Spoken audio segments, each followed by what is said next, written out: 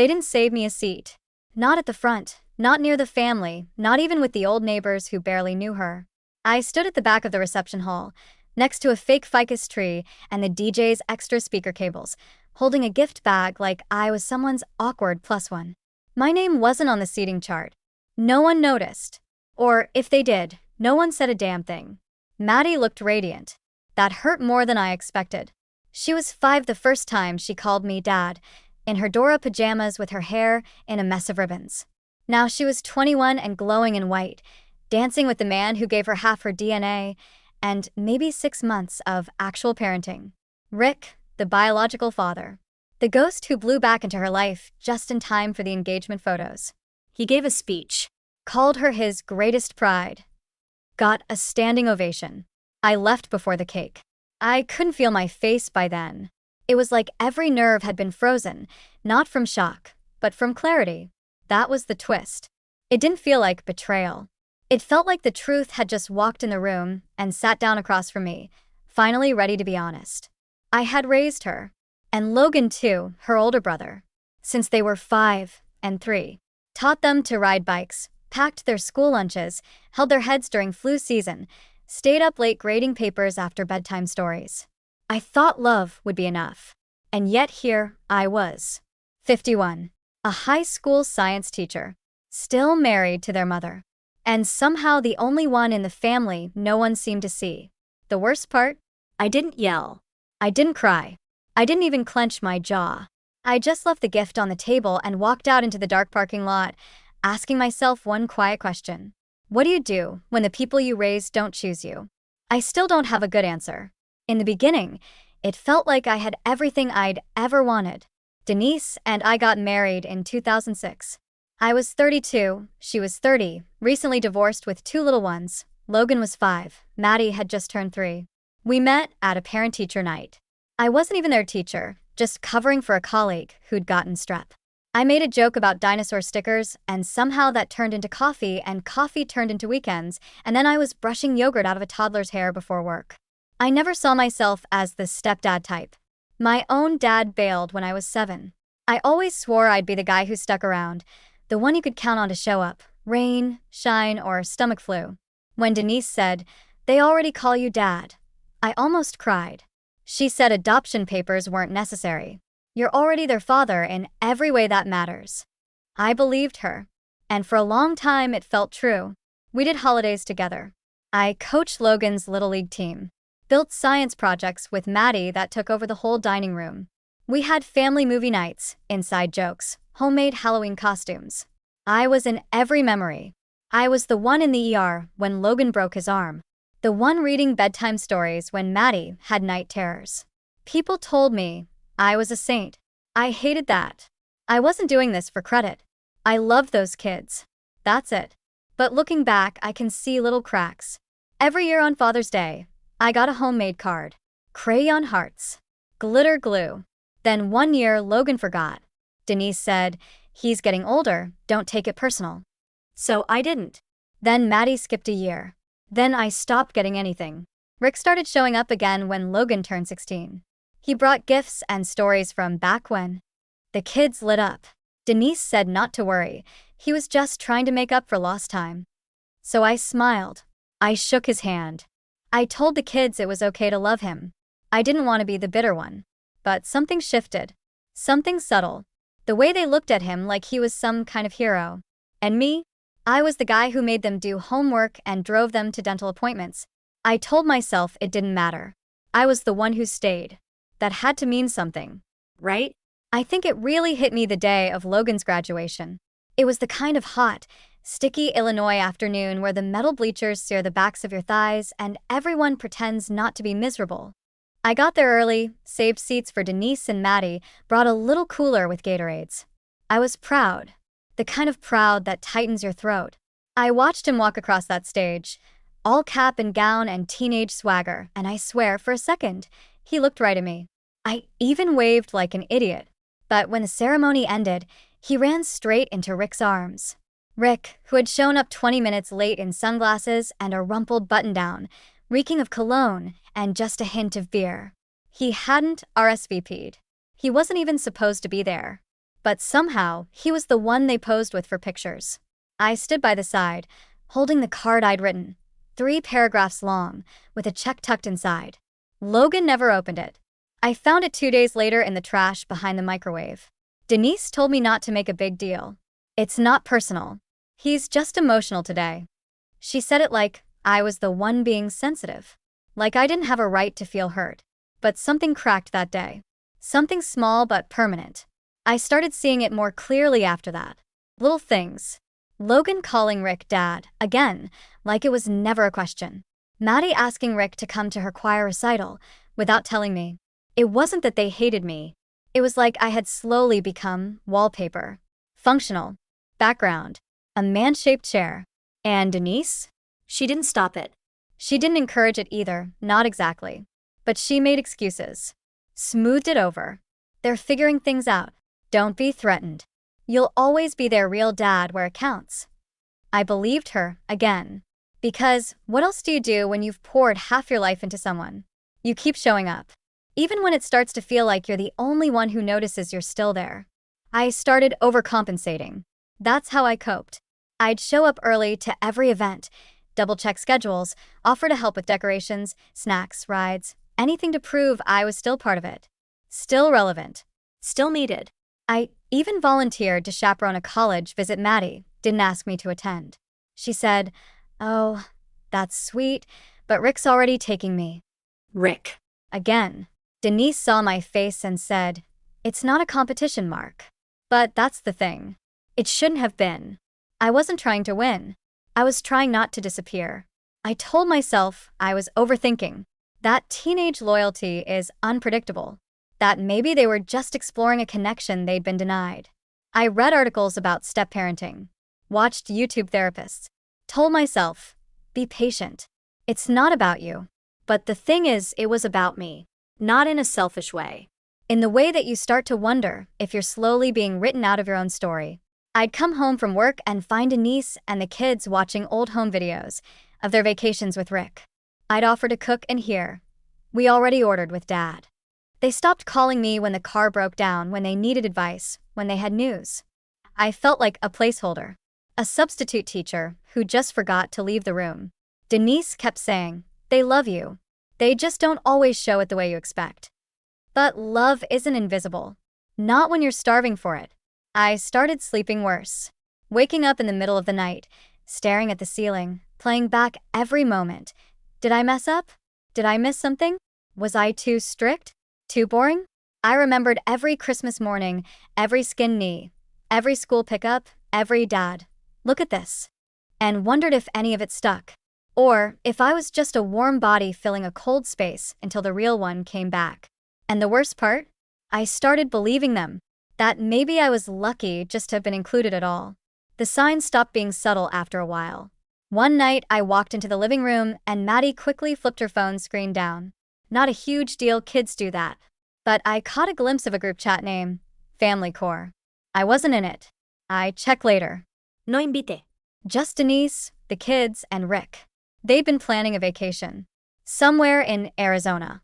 I found out when Maddie left a brochure on the kitchen table by accident. I asked Denise about it. She said, "Oh, it's just a little trip. Nothing major." Then added, "Rick paid for it, so I didn't want to complicate things." I wasn't invited. That word, complicate, stuck in my head for days. Was I now a complication? The weirdest part? I stopped being angry. I just started watching. Taking mental notes. Maddie's fiancé came over for dinner one night. Nice guy, polite, enthusiastic. He smiled and said, "You raised a great daughter, Rick." Dead silence followed. Denise didn't correct him. Maddie just changed the subject. And me? I laughed. Laughed so hard I almost choked on my drink. That was the moment I realized I had become invisible by design. Not by accident. Not by time. By quiet, mutual decision. There were no more "I love yous." No check-ins. No birthday cards. Logan got a new job, Denise told me. He didn't. Maddie got engaged, Denise told me. She didn't. Everything came through her now, like I was a distant uncle, or maybe an old landlord. And yet I still showed up. Still paid bills. Still offered rides. still shoveled the driveway when it snowed. I think I was afraid to stop, afraid that if I stopped doing, I'd stop existing. Denise never said it out loud. She didn't need to. Her silences were full of meaning. Like the night she told me, "I think you're just more emotional than the rest of us." That was her version of, "You're the only one who still cares." And she wasn't wrong. I still cared. I just didn't know why anymore. The rehearsal dinner broke, something I didn't know could still break. It was held at some rustic chic event barn. Twinkly lights, mason jars, wood panels that tried a little too hard to feel authentic. I showed up early, like always, ready to help. Folding chairs, centerpieces, parking coordination. I was there with sleeves rolled up. No one asked me to do anything. No one thanked me either. Rick arrived 45 minutes late, wearing a button-down that probably cost more than my monthly car payment. He walked in with that charm that people mistake for depth. Maddie beamed. Logan clapped him on the back. Denise kissed his cheek like they were old friends instead of old wounds. Then came the seating arrangement. Rick at the head table. Me? I wasn't even listed. I sat at a back corner with someone's college roommate and an uncle who smelled like peppermint schnapps. Denise caught me looking and said, "Please, Mark, don't make this about you. Just go with it for her." For her. Like the past 18 years weren't for her. Like all the scraped knees, science fairs, late-night math homework, and birthday sleepovers were just some optional prequel. I didn't say a word. I just nodded, smiled. Something inside me went still. Not angry, not broken, just quiet, like a machine powering down. Later, during toasts, Rick stood up and gave a speech about showing up when it mattered. About being there for the big moments. I could have laughed if it weren't so pathetic. Maddie wiped a tear from her eye. Everyone applauded. Denise leaned in and whispered, "Let's not do this here." But I wasn't doing anything. That was the thing. I wasn't part of the story anymore. I was a footnote, a temporary caretaker, the guy who stayed long enough to be forgotten. And in that moment I knew I was done. Not out of rage, not spite, just clarity. The morning of the wedding felt like watching a train leave the station without you, even though you built the damn tracks. I ironed my shirt, combed my thinning hair, polished my shoes. Denise was already at the venue. I drove alone. No one texted to check if I was coming. No one saved me a spot. The ceremony was beautiful, I won't lie. Maddie looked like a dream. Logan beamed with pride. The guests clapped at all the right moments. Rick walked her down the aisle. "Not me." He stumbled slightly, but no one seemed to care. When the officiant said, "Who gives this woman away?" Rick said, "I do," with a tremble in his voice like it meant something. I sat 3 rows back, on the groom's side. Someone offered me mints. No one asked who I was. Then came the reception. The toasts. Maddie stood with a microphone, smiling through tears, and said, "I've always been lucky to have 2 dads. One gave me life, and one gave me love. Today, I want to honor the one who gave me life." That was it. No mention of me. No nod. Not even eye contact. The room erupted in applause. Rick wiped his eyes like he'd won an Oscar. Denise looked straight ahead. I looked down at my water glass and focused on the condensation rolling down the side. I left during the first dance. No one followed me. No one called. I walked 2 miles home in dress shoes that rubbed my heels raw. When I got to the porch, I sat down and stayed there. For hours. In silence. It wasn't anger that filled me. It was absence. Like a light finally going out in a room I'd been sitting in far too long. They made their choice. And now, finally, so would I. The silence that night didn't feel empty. It felt clean. I sat there on the porch in my wrinkled dress shirt, shoes kicked off, my socks soaked from dew. It must have been 2, maybe 3 in the morning. I didn't cry. I didn't even feel like crying. I just sat with it. All of it. The kids didn't call. Denise didn't text. The world didn't check to see if I made it home. And honestly, that made it easier. Because there was no more pretending. No more almosts. No more reaching. For the first time in years, I wasn't wondering what I did wrong.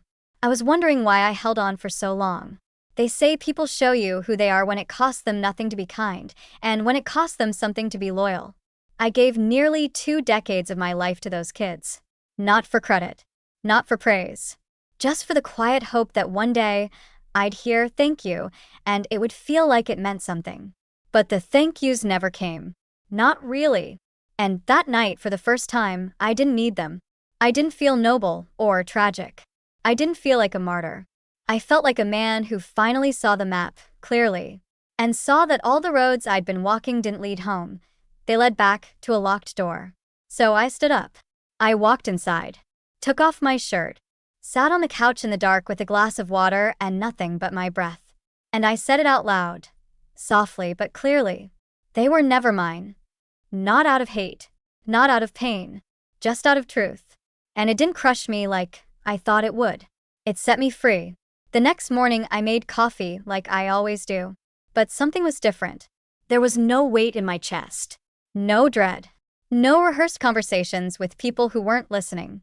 I opened the shared bank account on my laptop, transferred the remaining balance into our separate savings, locked my name off the joint credit card, canceled the automatic payments for Maddie's honeymoon rental, closed Logan's car insurance I'd been paying for the last 2 years. Then I texted Denise. I've removed myself from the financial responsibilities for the kids. I won't be covering any future expenses. Please don't ask. She didn't reply for a few hours. When she did, it was one sentence. You're being cruel and vindictive. I stared at that message for a while. And then I did something I didn't think I was capable of. I deleted it, without answering. No long explanation. No fight. Just silence. Because that's what this family had been giving me for years, just wrapped in smiles and birthday cake. I went into the attic and found the box I'd saved, handmade cards, crayon drawings, old Father's Day crafts. I sat with it for a while, held it all in my hands, and then I put it away again. Not in anger, in peace. Later that week, Denise came home and asked if I was serious. I said yes. She accused me of abandoning them. I said, they already did that. I just finally noticed. She didn't cry, just shook her head like I was the one ruining things. Like I hadn't been invisible for years already. I didn't argue. I didn't need to. For the first time, I felt something stronger than sadness. I felt done. And that's a kind of power no one can take from you. Denise moved out a week later. She said it was temporary, just until things cooled down. But she took half the closet and all the family photo albums. That didn't feel temporary. She moved in with Maddie. Logan stopped calling entirely. My phone went silent except for spam and school alerts. The house was quiet in a way I hadn't heard since the kids were little and sleeping through the night. At first, I didn't know what to do with the quiet. I'd catch myself reaching for my phone to check if they needed anything, or pausing before locking the door, thinking someone might still be on their way home. But no one was. And once that reality set in, the quiet stopped being scary. It became sacred. I spent a full Saturday cleaning out the hall closet, old backpacks, dried out markers, a coat Maddie had outgrown in high school. I packed them into boxes, labeled each one carefully, labeled them not as memories, but as things that used to matter. There was no ceremony, no final scene, just space, empty hangers, extra shelf room, time. I still taught every day, still made coffee in the morning. But now I sat by the window in the evenings with a book and didn't feel the ache behind my ribs. I started gardening, just tomatoes, herbs, simple things. I slept better, laughed more. Not loudly, not performatively, just naturally. One night, I found an old birthday video on my laptop. Maddie must have been 9. She's opening presents, beaming, and at the very end she turns to the camera and says, "Thanks, Daddy. This is the best day ever." I didn't cry. I smiled, paused the video, and said aloud, "You're welcome." That was enough. It's been 6 months. The house is smaller now, not physically, but in presence. There's less noise, less movement, fewer shoes by the door. And yet, somehow, it feels more like mine than it ever did when it was full. I didn't throw anything away in anger. I just let things go. Quietly, like leaves falling off a tree when they're ready. People ask if I'm divorced. I say, we're living separately. Sometimes they ask if I have kids. I say, not anymore. And that sounds harsh, I know. but it's not bitter. It's just the truth. I don't pretend anymore. There's a young teacher at school, mid-20s, full of energy and ideas. He asked me once what it's like raising stepkids. I told him, it's like building a house on someone else's land. You can pour your heart into it, but one day, the owners might come back and change the locks. He laughed like I was joking. I didn't laugh back. I still remember moments. Maddie's laughter in the back seat. Logan falling asleep on my chest after baseball. Denise bringing me soup when I was sick. They weren't all bad, but they were never permanent. And I've stopped asking why. Sometimes the hardest thing isn't letting go. It's admitting you were never really holding on to begin with. So now I tend my garden, go to work, talk to the neighbor's dog more than I talk to people. And I'm okay with that. Because for the first time in my life, I don't have to prove that I belong. I just do. And that's enough.